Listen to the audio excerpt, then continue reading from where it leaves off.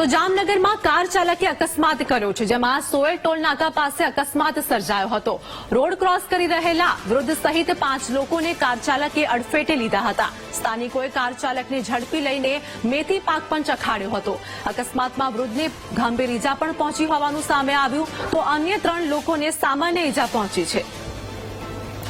સંવાદદાતા હિરેન અમારી સાથે જોડાઈ ગયા છે। જામનગરમાં અકસ્માતની ઘટના, કાર ચાલકે અકસ્માત સર્જ્યો હોવાનું સામે આવ્યું, શું વધુ અપડેટ?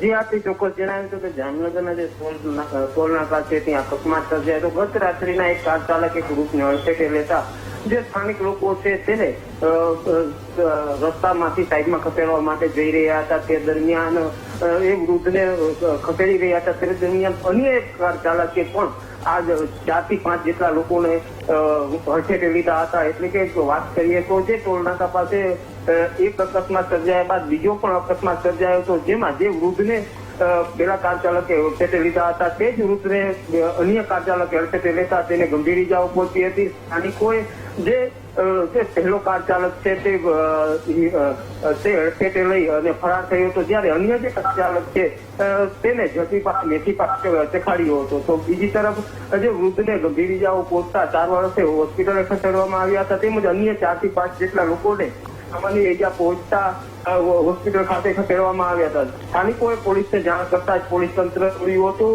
ઘટના સ્થળે પહોંચી સમગ્ર મામલે તપાસ આરંભી હતી। જી આભાર હિરેન, સમગ્ર માહિતી આપવા બદલ।